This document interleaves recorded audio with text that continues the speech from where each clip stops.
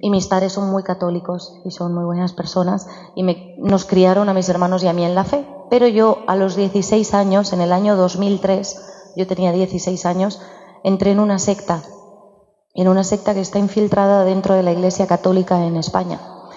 Y desde los 16 hasta los 19 años estuve en esta secta. Cuando salí de este grupo, mi visión de la vida cristiana, lo que mis padres me habían inculcado, había desaparecido. Y en esta secta te sustituyen la visión de Dios Padre por un Dios justiciero, un Dios castigador, un Dios casi empresario. Si tú trabajas para instaurar el reinado de Cristo en la tierra, a final de mes Dios te debe una serie de gracias, ¿no? Una relación mercantil con el Padre. Justo después de salir de este grupo, con 19 años, empecé a trabajar en una tienda que se llama Massimo Dutti, que viene a ser como la gama más cara de Zara. ¿Conocéis Zara? Inditex.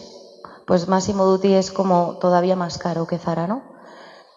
Entonces, en el ambiente superficial, materialista de la tienda, hubo un comentario de una compañera que me marcó hasta el día de hoy, porque en la tienda todas teníamos que estar divinas y estupendas y ser flaquitas, porque la tienda vende imagen, y si tú tienes una chica fea y gorda vendiendo ropa, pues vendes poco, ¿no?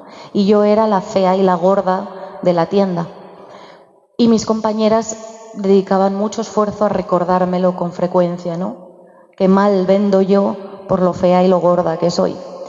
Entonces, sin haberme planteado nunca si yo era fea o gorda, porque yo tuve la suerte de criarme entre hombres, y los hombres son maravillosos para eso, porque les da igual la talla, ¿verdad? Eres su amigo y punto. Pues yo nunca me había planteado si yo estaba gorda o no, porque yo me había criado entre hombres, entre mis hermanos. Pero allí en esa época, en Massimo Dutti, empecé a contar calorías, empecé a vigilar lo que comía, hasta el punto de que desarrollé una bulimia porque empecé a vomitar todo lo que comía. Y para mí el vómito era un desahogo, un alivio. El vómito llegó a ser como un premio, ¿no? Estaba estudiando en la universidad, entonces cuando terminaba un examen o cuando terminaba un trabajo importante o lo que sea, me premiaba vomitando, ¿no? Porque para mí era cualquier cosa que fuera castigarme era un premio, ¿no? Necesitaba hacerme daño, porque estaba muy enfadada conmigo misma por ser tan gorda y ser tan fea. Evidentemente, cuando un trastorno alimentario siempre lleva de la mano otro tipo de trastornos, es un trastorno psicológico. Sabéis que nosotros somos mente, cuerpo y espíritu, alma. Entonces, las distorsiones en cualquiera de las tres áreas afectan a las otras, ¿no? Como yo me había alejado de Dios por esta secta, me dediqué a cuidar de mi imagen y se me distorsionó la percepción que tenía de mí misma, hasta el punto de que hoy, que vivo en comunión con el Espíritu todo lo que puedo, todavía sigue esa distorsión de mi imagen, ¿no? Y vivo preocupada por hablar en público y por taparme bien, no sea que se me vean mis formas de madre. No sé si os lo he dicho, pero tenemos 3 hijos, Pablo, Luca y Clara, para que recéis por ellos. Los he dejado allí en Herzegovina, en Medjugorje.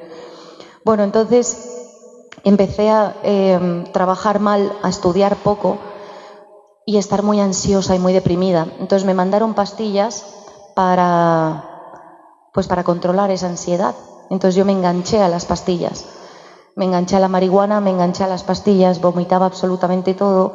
Me volví una promiscua que salía de noche y solo vivía de noche. Vivía por las mañanas para trabajar, dejé de ir a la universidad y solamente vivía borracha de fiesta o trabajando, pero a la tienda iba borracha o de resaca. Entonces, evidentemente, mis padres se dieron cuenta, ¿no? Los hijos piensan a veces que los padres no se dan cuenta, ¿no? Porque además son unos boomer, son unos viejales y entonces no se enteran de lo que pasa. Pero os aseguro, hijos que me estáis escuchando, que vuestros padres se enteran porque seguramente lo hicieron. Porque los padres cambiamos, pero también un día fuimos jóvenes, ¿verdad? Y sabemos muy bien lo que pasa en el corazón de nuestros hijos. Entonces mis padres se enteraron perfectamente. Y mis padres hicieron una cosa maravillosa, que fue el principio de mi conversión, sin que yo me diera cuenta. Todos los que me estáis escuchando tenéis hijos, Adolescentes, levantad la mano, los papás de adolescentes. Ánimo, estamos con vosotros. Rezad por ellos, los que ya lo habéis pasado, y preparaos, los que estáis llegando. Nuestros hijos son muy pequeños, tienen 7, 6 y 3 años, entonces todavía no he llegado. Y el Señor nos mandará la gracia, ¿verdad?, de ser padres de adolescentes, porque para mí ahora mismo parece tarea imposible. Pues en esa época de adolescencia, o saliendo ya de la adolescencia, con unos padres como los míos, que estaban acostumbrados a hablar, a todo el tiempo estaban diciéndome todo. Aquí le llamáis intensos, ¿verdad? Mis padres eran intensos, nivel premium 2.0, cofundadores del proyecto de Papás Intensos Español. Brutal, brutal. Todo el tiempo estaban encima de nosotros y si te lo habían dicho lo repetían por si acaso 2 veces más, ¿no? Cuando yo empecé ese proceso de autodestrucción, yo pensé de verdad que mis padres me iban a meter o en el convento o en el cuartel, porque toda mi familia es militar. Y mis padres guardaron silencio. Y yo siempre cuento que el silencio de mis padres fue el primer gran peldaño hacia mi conversión, porque lo último que yo esperaba es que mis padres guardaran silencio, porque no es lógico. Tú ves a un hijo, a una hija en este caso, haciéndose daño, pero daño además también a nivel de salud. Lo ves demacrado, denigrándose moralmente, día tras día tras día, destruyéndose. Y cualquier madre que me esté escuchando, cualquier padre dices, no, yo no me callo, no, yo se lo digo. Pero mis padres entendieron que ya me lo habían dicho todo. Ya me lo habían dicho todo. Mis padres me dieron la fe cristiana, me formaron en colegios católicos, me enseñaron a rezar, me hablaron de Jesús y de María. Yo sabía que estaba haciendo mal, yo ya lo sabía.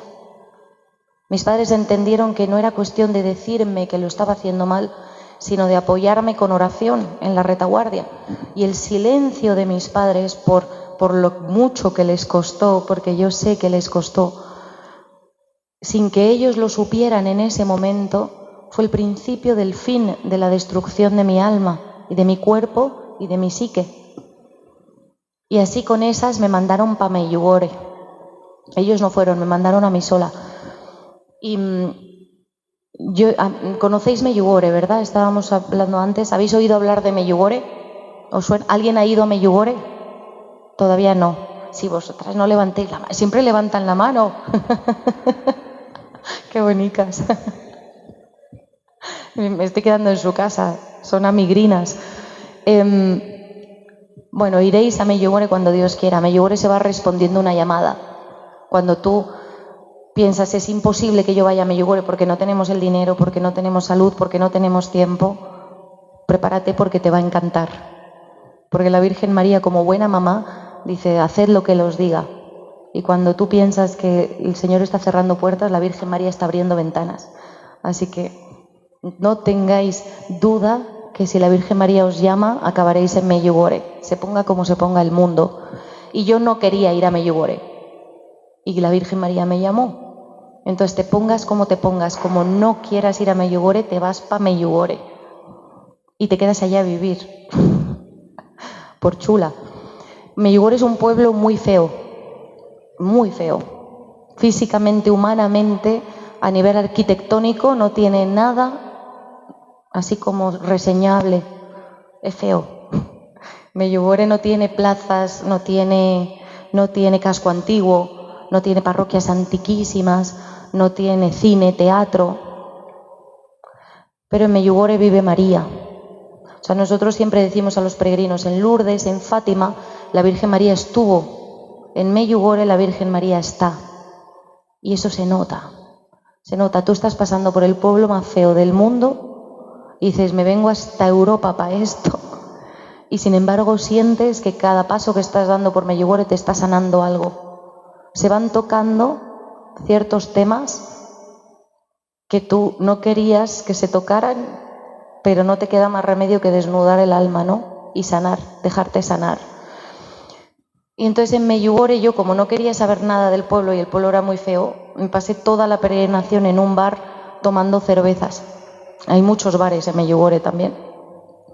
Y en el bar tomando cervezas me pasé la peregrinación entera. 6 días, 5 noches en Medjugorje, me las pasé en el bar tomando cervezas. Y el camarero que me traía las cervezas es ahora mi marido, Josip, ¿no? Así nos conocimos. Por eso lo de si quieres hacer reír a Dios, cuéntale tus planes. Bueno, para haceros la historia más corta, porque me gustaría centrarme en el matrimonio, todo lo que pasó en Medjugorje, después de esa noche oscura del alma que experimenté cuando yo llegué a Medjugorje la primera vez, bien explicado, bien narrado y perfectamente transmitido, está en el libro de La chica de papel. ¿Me dejas uno? Para que lo veáis. Aquí entre nosotros, lo que pasa es que es muy humilde y habla menos que yo. Y a mí me das un micrófono y me pierdo, entonces no se lo voy a dejar. Pero aquí entre nosotros está Agustina Caride, que es la autora del libro de La chica de papel. Este libro van a estar después fuera vendiéndolo. Todos los beneficios de la compra, de la venta de este libro aquí en Costa Rica se van a ir para la Fundación IFEMSI. ¿Conocéis IFEMSI? Es una asociación pro vida que ayuda a mujeres embarazadas y a sus bebés y a sus familias. Entonces nosotras visitamos IFEMSI, nos conmovió, conseguimos editar el libro en Costa Rica, todo esto en una semana. Parece que lleváramos 3 meses en Costa Rica, pero llevamos una semana. En una semana todos los beneficios de la editorial RUA, todos los beneficios de la venta de este libro en Costa Rica se van para IFEMSI. Así nos lo inspiró el Señor y así obedecemos, ¿verdad? Porque el que obedece no se equivoca. Así que Agus y yo obedecemos. Toda la historia de mi vida está en este libro. Yo soy la chica de papel. Agus vino a Medjugorje, escuchó mi testimonio. 5 años después le dejé publicarlo. Es una historia muy larga, muy bonita, pero la tenéis en el libro. Entonces, como somos todo matrimonios, o casi todo matrimonios los que estamos aquí, la iglesia estaba llena y el Señor ha querido que os quedaréis vosotros por algo, pues yo he pensado, ¿será que tengo que hablar a los matrimonios de lo que nunca hablamos por ahí? Porque normalmente, ayer en Santa Bárbara eran cerca de 300 personas, ¿verdad? No cabía un alfiler. Y es una parroquia muy grande, la de Santa Bárbara, de San Juan, de Heredia y San José. Aquí todos los nombres son larguísimos, yo no sé dónde estaba. Pues esa parroquia es enorme y estaba llenísima. No sabéis el vértigo que da cuando estás tú ahí arriba, tapándote tu cadera de madre y te miran. ¿Caben 1000 personas sentadas? Pues había 1000. Uy, y yo diciendo 300, qué humilde ha quedado. Pues no había un hueco en ningún banco, o sea, era una locura, y es una parroquia muy larga y daba mucho vértigo, ¿no? Y hoy el Señor quiere esto, que de hecho... No, porque está trabajando aquí Matthew. Bueno, pues no dejo el micrófono. Pero somos íntimo, ¿no? En petit comité, como hacía el Señor con sus discípulos. Él hablaba para grandes masas y les daba de comer y bienaventurados, tal, y luego a sus discípulos se lo explicaba, ¿verdad? Pues entonces ha querido el Señor grandes masas y hoy matrimonios, nosotros. Y dices, ¿y por qué? Pues yo me casé con el croata, como os he dicho, y tenemos 3 niños. Nos casamos en 2014 y tenemos 3 niños preciosos. Y en el año 2020 hicimos una peregrinación virtual, está ahí por ahí en YouTube, y a través de la peregrinación virtual, o a raíz de la peregrinación virtual y de la crisis, ¿no?, de la pandemia, nuestro matrimonio empezó a resentirse. Yo creo que conocéis matrimonios que han sufrido mucho en la pandemia, ¿verdad? No es exclusivo de nosotros. La pandemia fue una purificación para muchos matrimonios, fue una gran prueba, porque estábamos todos tan ocupados fuera que de pronto quedarte en casa con la señora esta o con el señor este y todos los chiquillos y todos los días las mismas caras, pues como que agobió un poco, ¿no? Pues algo así nos pasó a nosotros, y el error que cometimos Josip y yo fue que dejamos de rezar juntos. Josip y yo rezábamos mucho, separados y juntos, pero dejamos de rezar juntos. Rezábamos, pero yo mis cositas y él sus cositas. Yo mis devociones y él sus devociones. Y creíamos que lo estábamos haciendo muy bien porque rezábamos todo el tiempo. Vivimos en Medjugorje, trabajamos para la Gospa. Gospa es una palabra croata que significa señora. para la señora. Somos súper buenos. Entonces, lo estamos haciendo bien. Pero el problema es que en el matrimonio tú no puedes, está bien que reces solo, pero no puedes solo rezar solo. ¿Me entendéis? Porque ya no eres tú con el Señor, ya no eres tú con la Gospa, con la Señora, con la Virgen. Sois uno con el Señor. El Señor se casó con los dos y sois un matrimonio de 3, ¿verdad? Entonces, si uno de los dos falla, muy bien, yo estoy hablando con Jesús, pero Jesús está, bueno, ¿dónde está tu marido? Porque somos 3 en esto, ¿no? Entonces Josip y yo dejamos de rezar solos y ahí empezaron los problemas. Porque Dios así lo quiso, iba a decir por desgracia, pero no es verdad, porque no fue una desgracia, fue una bendición. Porque Dios así lo permitió. Empezamos a tener muchísimos problemas económicos, discusiones, y el Señor permitió que un sacerdote, que era muy querido de nuestro corazón, mintiera y se metiera en medio de nuestro matrimonio para separarnos. Evidentemente nosotros respetamos y amamos a los sacerdotes antes y ahora. Y si un sacerdote decía una cosa, pues ¿cómo no le vamos a creer? Por los comentarios de este sacerdote, mi marido me echó de casa y me tuve que ir a España, a casa de mis padres. Yo dejé Madrid, dejé España, lo dejé todo por seguirle a él, a Medjugorje. Yo conocí a la Virgen y me gustaba mucho Medjugorje, me convertí en Medjugorje. Si queréis saber toda esa historia, os compráis el libro, porque os he dejado ahí como tal, para centrarme en el perdón. Porque yo me enamoré de Medjugorje, pero primero me enamoré de Josip, primero me enamoré de mi marido, y yo llegué a Medjugorje por él. La Virgen María para mí era estupenda, pero porque amaba a mi marido, ¿no? Y por los comentarios malintencionados del que fue mi director espiritual durante 8 años, me echó de casa.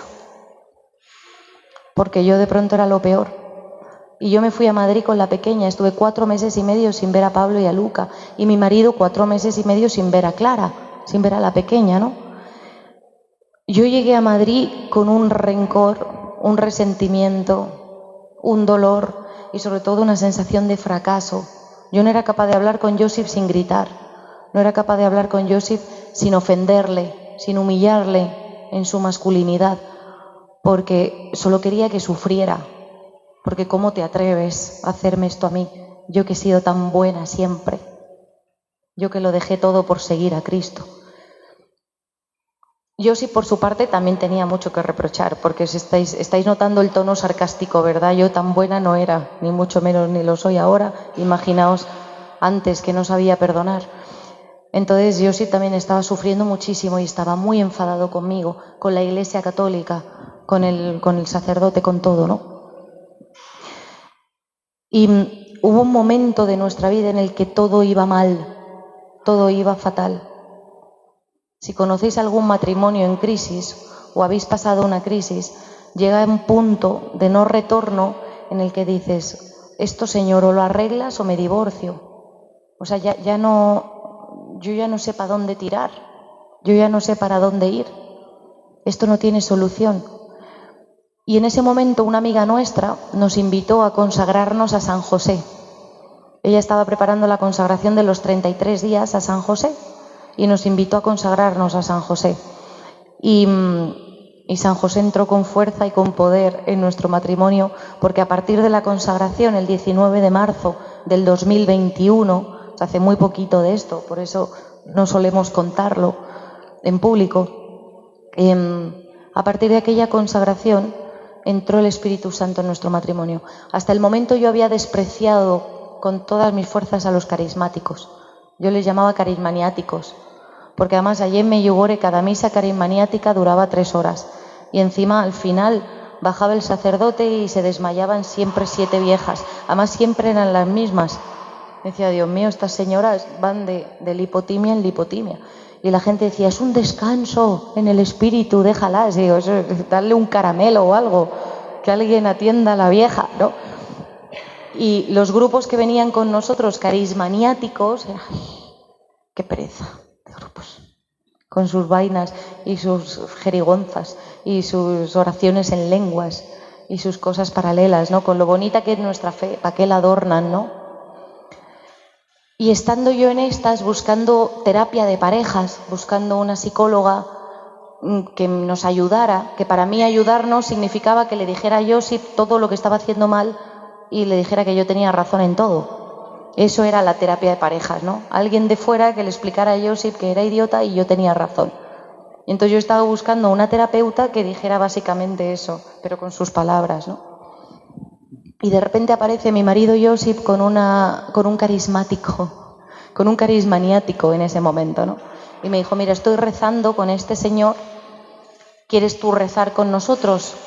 Y entonces yo le dije una serie de expresiones muy españolas, muy ordinarias, que no voy a repetir en la casa del Padre, pero os las podéis imaginar todas. Le mandé muy lejos en barca.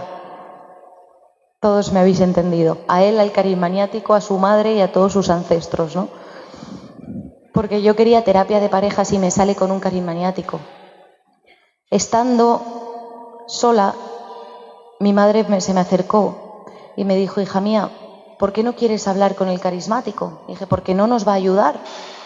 Esto necesita terapia, ¿no? No necesito un señor que se ponga a rezar, necesito terapia de parejas.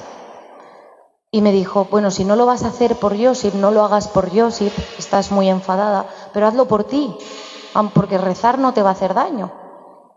Y yo le dije a mi madre, lo mejor que puedo hacer por mí es divorciarme. Y me dijo mi madre, bueno, si no lo haces por Josip, no lo haces por ti, hazlo por los niños. Y yo le dije, los niños están hartos de vivir en un hogar que no se quieren, que solo se gritan, que solo se insultan, que solo se recuerdan reproches del pasado, ¿no? Que viven para hacerse daño. Lo mejor que puedo hacer por mis hijos es separarme. Y con las mismas yo me fui a mi habitación. En casa de mis padres, es una casa de 2 plantas, un chalet, se llama aquí, bueno, una casa unifamiliar. Me subí al piso de arriba, a la que fue mi habitación, me senté al borde de la cama tapándome los ojos así, y fue el mejor momento de mi vida, porque fue el peor, porque yo solo quería morirme y le pedí con fe al Señor que me llevara para el otro barrio. O sea, llévame, Señor, de aquí, porque ya no tenía trabajo, no tenía dinero. Esto fue en plena pandemia. No tenía trabajo, no tenía dinero, me faltaban 2 de mis 3 hijos, odiaba con cada fibra de mi ser al que yo creía que era el amor de mi vida. Un sacerdote, la Iglesia Católica en la que yo nací, a la que yo volví, me había utilizado, me había traicionado. Ya no me quedaba nada y no había solución. Humanamente no había solución. Entonces yo solo quería morirme y con fe le pedí al Señor que me llevara. Y en ese momento, estando yo sentada en la cama, tuve una visión del Espíritu Santo. No es una visión como un vidente que tú ves con los ojos, algo que puedes tocar, es una visión en el corazón.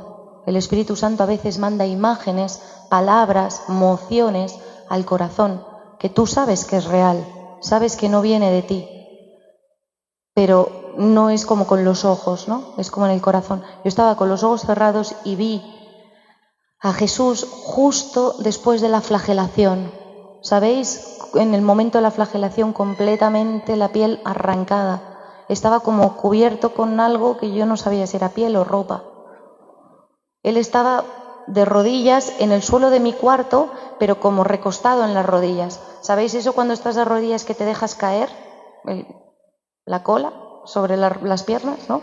Como así recostado, echado para adelante, y le temblaban así las manos, y yo veía perfectamente, como os lo estoy contando, yo que estaba en contra de todo lo carismático y que estaba segura que las visiones eran bajones de azúcar, vi las gotas de sangre del Cristo cayendo en el suelo de mi cuarto, manchando el suelo de la habitación. Veía las espinas de la corona de espinas atravesándole la piel, como por debajo de la piel. Y en ese momento el Cristo, Jesús, que estaba tirado en el suelo de mi cuarto, arrodillado, temblando, levantó la cabeza y tenía todo este lado de la cara destrozado, el labio partido, el ojo inflamado, todo esto ensangrentado, pero este ojo lo tenía perfectamente abierto y limpio, y era de color como miel, como marrón clarito. Y levantando la cabeza me miró y me dijo: ¿y por mí lo harías? Yo venía de gritarle a mi madre que no iba a hacerlo por Josip, porque Josip, no se merecía ni mi desprecio. No iba a hacerlo por mí, porque por mí yo me divorcio. No iba a hacerlo por los niños, porque se merecían un hogar en paz. Y me encuentro una imagen de Jesús destruido en el suelo, la verdadera víctima inocente. Acordaos que os estaba diciendo que yo me creía víctima inocente. Yo sentía que Josip tenía la culpa de todo, porque yo era una súper buenísima esposa. No cocino bien, no me gusta mucho limpiar, odio planchar, pero era la mejor esposa del mundo y además todo lo hacía bien. Y en ese momento, mirando al verdadero inocente, yo me di cuenta de cuántas veces había herido a Josip en su masculinidad, cuántas veces había ofendido a Dios y a Josip, cuántas veces me había puesto yo por encima, cuántas veces le había manipulado, cuántas veces le había traicionado, ¿no? Que yo no era inocente del todo en los problemas de nuestro matrimonio. Y Jesús me miró suplicante, todo un Dios a mis pies, mirándome suplicante, y por mí lo harías. Y yo me derrumbé, literalmente me derrumbé, me caí al suelo de la habitación, me di un golpe tremendo, subió mi madre pensando: ya está, le ha dado una embolia, era hoy, de tanto llorar, le ha dado un parraque, como decimos en España, y se ha quedado. Y yo, cuando mi madre subió, solo alcanzaba a decirle: llama al carismaniático, llama al carismaniático, llama al carismaniático, porque yo sabía que eso no venía de mí. Había pasado algo en la habitación, que va a ser que los carismaniáticos tenían razón, porque yo había visto algo y nadie podía negarme que yo lo había visto. Ya no era una cosa que me contaban, no venía de mí, yo no quería ver eso, yo no me lo imaginé, no lo soñé, no consumía nada raro en esa época. No fue una alucinación, fue una visión. Y además una visión que me enseñó, una visión en la que el Señor utilizó para liberarme, para sanarme y para enseñarme. Entonces yo decidí que iba a hablar con el carismaniático y empecé a hablar con él. Y el carismático me dijo: Rodo, se llama Rodolfo, así que vamos a llamarle a partir de ahora por su nombre. Rodo me dijo: Inma, tu matrimonio está roto. Humanamente, tu matrimonio no tiene solución. He estado hablando con Josip, está muy mal, está muy enfadado. Tú no haces más que soltar pestes de tu marido, de tu suegra, de tu suegro, de las cuñadas, del perro, del gato, de toda la población de Herzegovina, de la estirpe croata del pueblo de Israel. Yo odiaba todo lo que tuviera que ver con Josip. Me dijo: tu matrimonio humanamente no tiene solución, pero desde el Espíritu todo es posible. Para Dios no hay nada imposible. Aunque parezca que es impotente, desde el Espíritu todo es posible. Y entonces le dije: bueno, ¿y cómo vamos a hacer esto, no? Y me dijo: vamos a perdonar. Y me dijo: yo tengo una oración, vamos a repetir juntos esta oración y luego la vas a hacer tú sola, mínimo 3 veces al día, y vas a rezar y vas a pedir la gracia del perdón. Y ya que el Espíritu Santo se encargue, pero tú pide la gracia del perdón y el Espíritu Santo se encargará. Y yo dije: válgame el Señor, va a ser larguísimo este proceso, 3 veces al día repitiendo una oración, y así se va a arreglar mágicamente el odio que siento por Josip y que Josip siente por mí, el rencor de tanta bronca acumulada, ¿no? Pero no tenía nada que perder, porque ya lo había probado todo y ya lo había perdido todo. Así que empecé. Dije: vale, porque es verdad que yo sí sabía que en nuestro matrimonio se había colado una bacteria espiritual que se estaba fagocitando en nuestro matrimonio. Igual que cuando tú tienes una infección en el cuerpo, te tomas antibiótico cada 8 horas, como te manda el médico, los días que el médico paute, porque tienes una infección y se sana con antibiótico, si es una infección bacteriana, ¿no? Pues la bacteria espiritual que yo tenía en mi alma y Josip en la suya, se sanaba con un antibiótico espiritual. Entonces yo me tomé esta oración, como es tan cortica, son como pildoritas, Yo me tomé esta oración como un antibiótico espiritual. Y dije, bueno, pues si el carismático me ha dicho, Rodo, me ha dicho que 3 veces al día, pues como el antibiótico, desayuno, comida y cena, cada 8 horas, mi antibiótico espiritual, la oración del perdón. Y la oración del perdón es muy sencilla. Cuando yo empecé a hacer la oración del perdón me di cuenta de que yo no sabía perdonar. Llevamos toda la vida, ¿verdad?, oyendo hablar del perdón. ¿Cuántas veces os han dicho, perdona a tu marido, perdona a tu mujer, perdona a tu párroco, perdona a todo el mundo? Y perdón, Señor, pequé, perdón, Señor, pequé. Y sales de la confesión y te sientes exactamente igual. Y llegas a casa y le vuelves a pegar la bronca. Y se te disparan las hormonas y te lo comes con patatas al marido, ¿no? Y otra vez a pedir perdón. Esta oración es súper potente porque trabaja a nivel subconsciente. Por eso no hace falta sentir nada. No es cuestión de que tú quieras perdonar. Yo siento que le quiero perdonar, no. No se merece mi perdón. Perfectamente de acuerdo, no se merece tu perdón. Pero tú sí te mereces la gracia del perdón. Tú sí te mereces vivir en paz. Sí te mereces experimentar la libertad que da perdonar.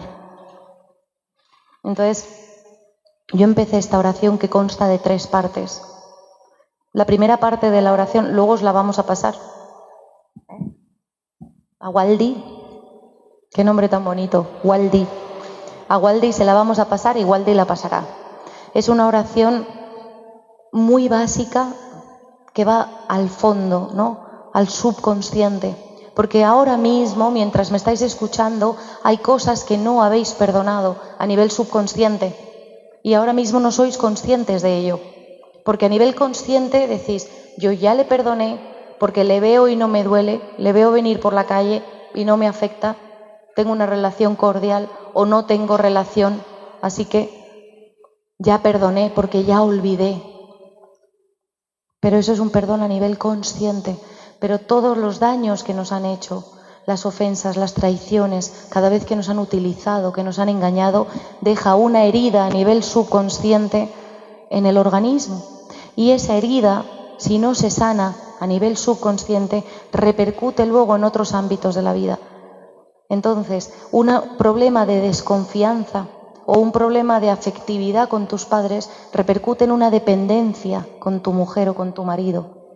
Un problema de un novio o una novia en la universidad que te engañó repercute en un problema de celos patológicos en el matrimonio. Dices, ¿de dónde viene esta desconfianza en mi marido? Si nunca me ha engañado, nunca me ha hecho daño, yo nunca he sospechado de él, pero no confío y cada vez que sale de casa me vuelvo loca porque sé que se va a ir a ver a otra. Pero si el pobre nunca te ha dado motivos para dudar, ¿de dónde sale esa inseguridad, esa desconfianza en él? De una herida a nivel subconsciente, de algo que te pasó en el pasado. Y ahí es donde entra el Espíritu Santo, a sanar esos recuerdos que tenemos reprimidos, que a lo mejor ahora mismo ni siquiera sois conscientes, pero a nivel subconsciente están. Cuando yo empecé la oración del perdón, yo quería perdonar a Josip y al cura. Y yo me lo tomé como oración del perdón por Josip y por la Iglesia Católica o por el cura. Conforme fui haciendo la oración del perdón, fui dándome cuenta de la cantidad de gente a la que yo le guardaba rencor a nivel subconsciente. A nivel subconsciente había una herida con mis padres, porque yo no fui una buena hija, y eso es verdad.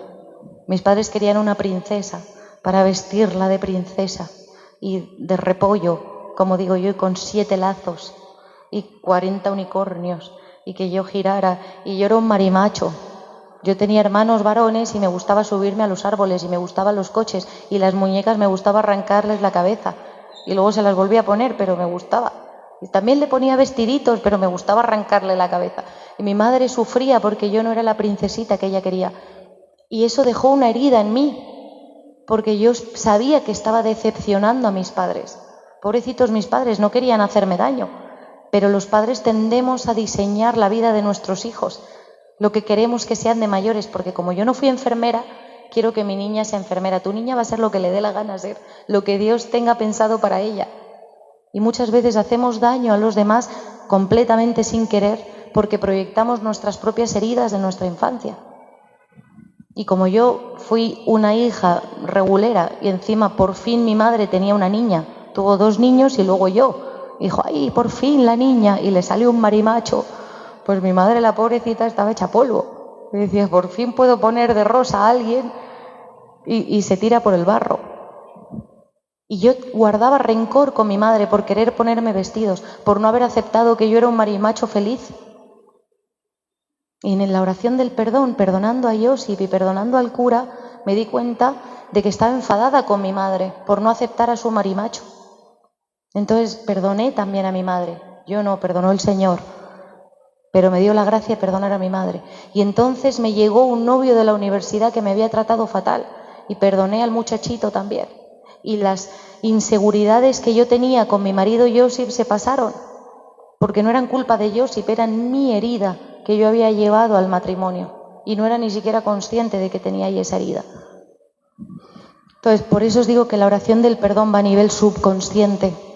Conforme empiezas a hacerla, el Espíritu Santo te va iluminando dónde está la herida que Él quiere sanar, que Él quiere que le entregues. Y es muy fácil, es para tontos. No tienes que hacer nada, no tienes que sentir, no tienes que querer. Es una cosa de la voluntad. Es decir, yo creo que esto no va a funcionar, que yo me reconcilie con mis padres, con mis hermanos, con mi suegra, con aquel señor que me robó la empresa, con los asesinos de mis padres, con el violador de mi hija. Es imposible, eso es imperdonable. Bueno, deja al Espíritu Santo actuar, porque tú no tienes que perdonar, tú no tienes capacidad para perdonar, tú no estás programado para perdonar. El perdón es una gracia que baja del cielo. ¿Cómo perdonamos, pues? Esta oración, entonces, esta oración tiene 3 partes. Primero, reconciliarse con Dios, perdonar a Dios. Y no porque Dios tenga culpa. Dios es infalible, Dios es perfecto. Pensar lo contrario es una herejía. Dios no se equivoca. No ha jugado al azar con tu vida y vaya por Dios, me ha salido mal. No me lo esperaba. Decía Einstein, Dios no juega los dados con el universo. No comete errores el Señor. Pero tenemos que perdonar a Dios porque perdonamos la imagen que tenemos de Dios. Porque Dios no se ha ceñido a mis planes, no ha hecho mi voluntad. Cada vez que tú le dices al Señor, ¿por qué, Señor, permitiste que se muriera mi mamá? ¿Por qué, Señor, permitiste que mi mujer me engañara con otro? ¿Por qué, Señor, permitiste que mi suegra destruyera nuestro matrimonio? ¿Por qué, Señor, permites tragedias, matanzas, niños que mueren enfermos? ¿Por qué, Señor? Estás reprochando a Dios. Estás diciendo, Señor, tú te has equivocado, yo lo habría hecho bien. Si tú hubieras hecho mi voluntad, otro gallo cantaría y nos iría mejor. Eso es un reproche a Dios, desconfiar de la acción de Dios en nuestras vidas. Y la desconfianza en Dios bloquea la acción de Dios.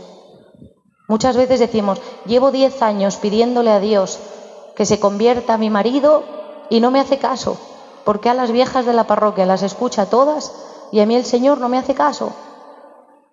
Porque tú mismo te has cerrado a la gracia de Dios actuando en tu vida al desconfiar, al querer decirle a Dios cómo tiene que ser Dios. Hay que dejar a Dios ser Dios y asumir que tú no sabes nada, no sabes lo que te conviene. Lo dice el Señor en el Evangelio, no sabéis pedir porque no sabéis lo que os conviene.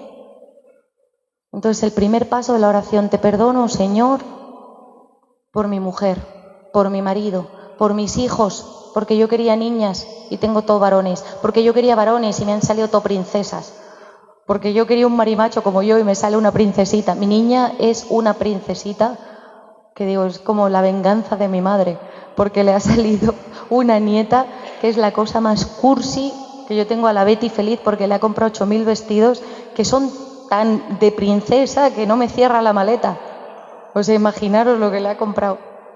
Horrible para mí, pero ella va a estar feliz cuando se los dé. Te perdono, Señor, por mandarme una princesa.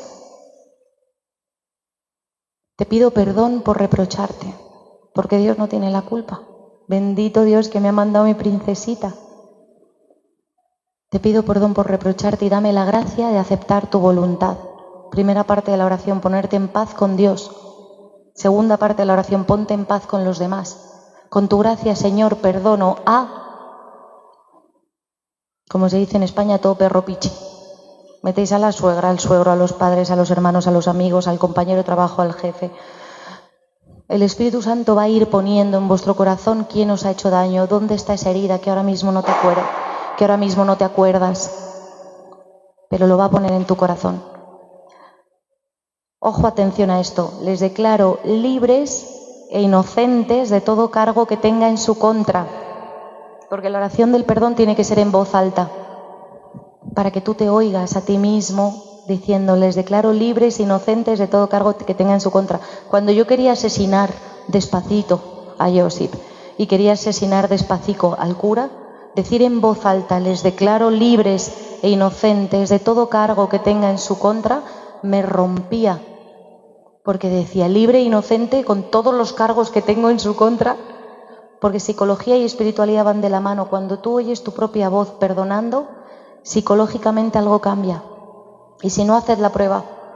Cuando estéis muy, muy enfadados con alguien y queráis tirarle por el balcón, dile, te declaro inocente y libre de todo cargo que tenga en tu contra. Se te pasa el enfado en el momento. Haced la prueba en casa luego. O sea, no os enfadéis a propósito. Haced la prueba cuando os enfadéis. Y ahora llegan todos a casa, vamos a enfadarnos para hacer el ejercicio que ha mandado Inma. No, probadlo. Porque psicología y espiritualidad van de la mano. El lenguaje es constructivo y destructivo. Cuando tú te oyes a ti mismo perdonando, psicológicamente perdonas. Y pido perdón a toda la gente que has puesto antes. Perdono, Señor, con tu gracia a todo este mundo y pido perdón a todo este mundo de gente. Porque la suegra puede ser como sea, pero tú también eres un prototipo de nuera 10, porque las caras que le pones cada vez que vas a su casa a comer son maravillosas. Ella rezumas amor cuando entras en casa de tus suegros, ¿verdad? Ella te ve y dice, ¡ay, qué gusto de nuera tengo! Que te haces así con la silla, si te toca, al lado de la mesa, no sea que se te pegue lo arrastrada, ¿no? Pido perdón, porque yo también he hecho muchas cosas malas. A mi marido, a mis hijos, a mis suegros, a mis padres, al sacerdote, a mi comunidad, a la Iglesia Católica. Cada vez que he hablado mal de un sacerdote, hablaba mal de mi iglesia, de mi casa. Y con tu gracia, Señor, me perdono a mí misma. Tercera parte de la oración. Se repite 3 veces, porque nos guardamos 3 veces más rencor a nosotros mismos que a los demás. Con tu gracia, Señor, me perdono a mí misma. Con tu gracia, Señor, me perdono a mí mismo. Con tu gracia, Señor, me perdono a mí misma. Y ya está.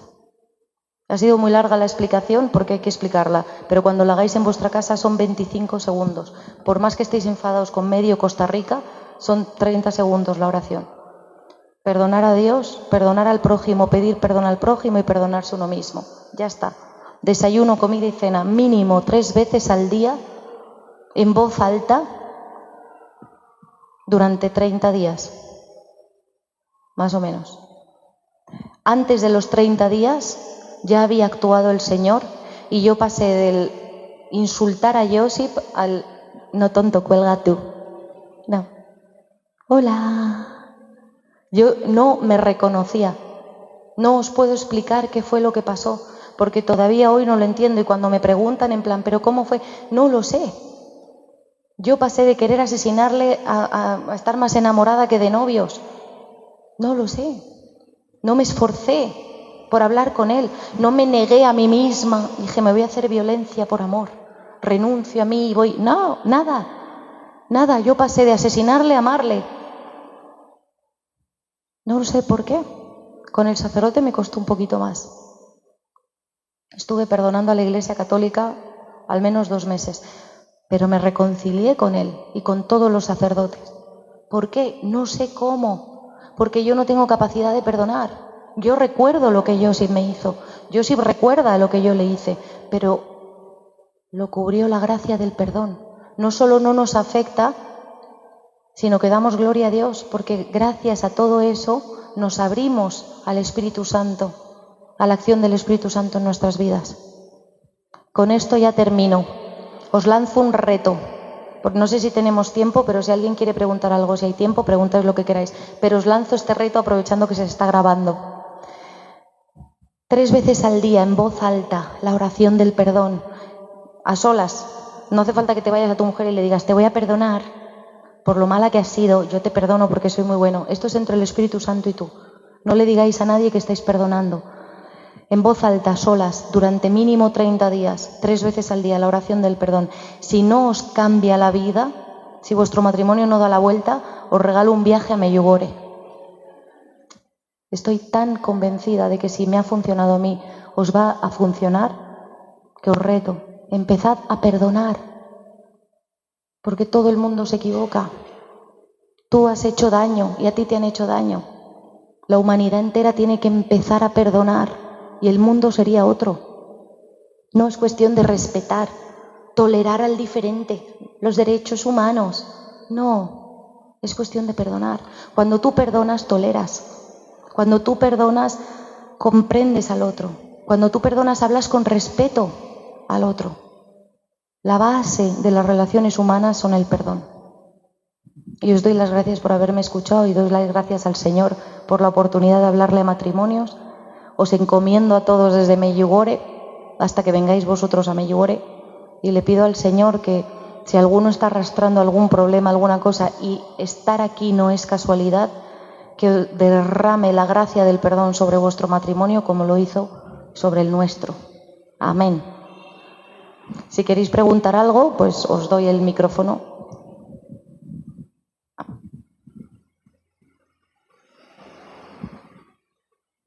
Gracias.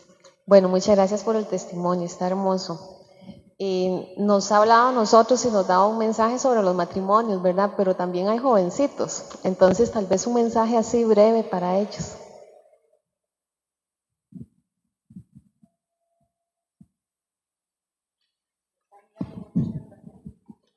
Pues no lo sé. Procurad que los errores que cometáis no sean irreversibles. Es decir, no os hagáis un tatuaje en la cara y eso, que luego cuesta mucho borrarlo. Procurad, vais a cometer errores. ¿Dónde hay más jovencitos? Jovencita, despierta. Jovencita, hay otra jovencita ahí. Procurad, hola jovencita, procurad que los errores que cometáis no sean irreversibles. Estáis en la época perfecta para equivocaros, para cometer errores, como se dice en España, con perdón, para cagarla. Esta es la época y está bien, padres, dejad que se equivoquen. Como vosotros os equivocasteis, pues que acaso todo lo hiciste bien. No salía de la parroquia, era la mano derecha del padrecito. Mentira, mentira y lo sabes. Dejad que se caigan, que se estampen. Como el Señor respeta su libertad, respétala tú. Como el Señor respetó tu libertad, respétala tú.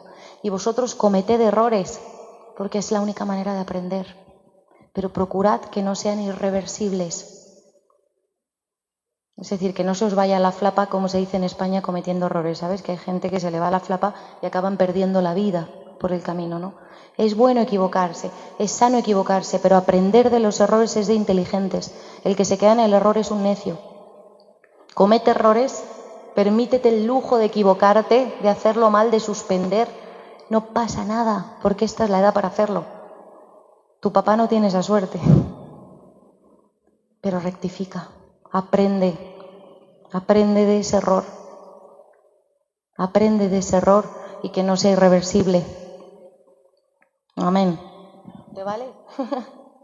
Es lo que me hubiera gustado que me dijeran a mí cuando me equivoqué tantísimo.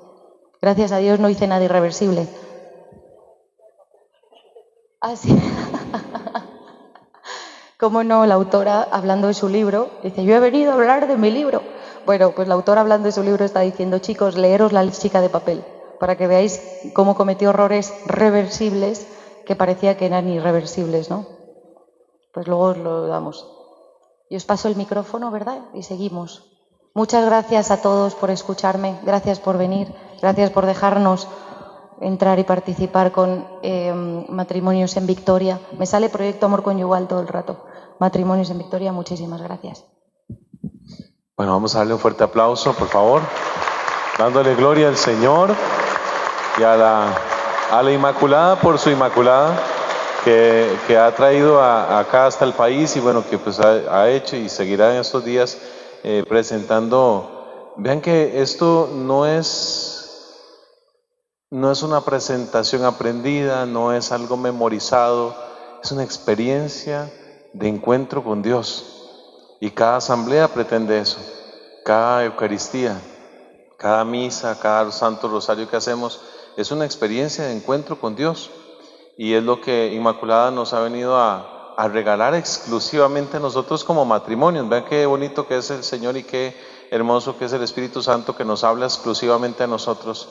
Y bueno, pues hemos escuchado el testimonio de ella, que es también algo que nos debe mover a querer encontrar ese santo de la puerta de al lado, y muchas veces lo tenemos dentro de la casa también, a nuestro cónyuge, la pareja, y entonces nos llevamos a este reto de perdonar. Ya ahí tienen la receta, no tienen que ir a Levi's a hacer filas, no tienen que ir a ninguna farmacia para recuperar esa dosis, es gratuita, pero solamente la da el Señor, porque ninguno de nosotros estamos capacitados ni tenemos la posibilidad de perdonar por nuestras propias fuerzas, es de parte de Dios. Se va a hacer presente el Señor, el Santísimo Sacramento del altar, para que podamos extender lo que vivimos en la misa. Recuerden que la adoración eucarística es una extensión de la fiesta del sacrificio de Cristo en el altar, y pues nosotros vamos a unirnos como matrimonios, como familias. También sabemos que en el estadio está el concierto y hay gente que está alabando y adorando al Señor. Bueno, pues nosotros tenemos también la oportunidad hoy de contar con el sacerdote que nos expone a Cristo acá en el altar para adoración de la iglesia. Entonces vamos a rendir ese culto de adoración, ese externar con el cuerpo lo que el alma quiere expresarle al Señor. Muchas gracias, Inma, que regreses con bien allá al santuario. No se les olvide, por favor, adquirir el libro. Ellos tienen diferentes medios para adquirirlo. Es una oportunidad impresionante. Pueden buscarla en redes sociales, en YouTube. Ella nos ha autorizado para compartir el video también, y bueno, pues ahí estamos siempre pendientes de este proceso, y al final pueden estar con ella un ratito también cuando ya se reserve el Señor nuevamente. Entonces nos disponemos para recibir a Cristo Jesús.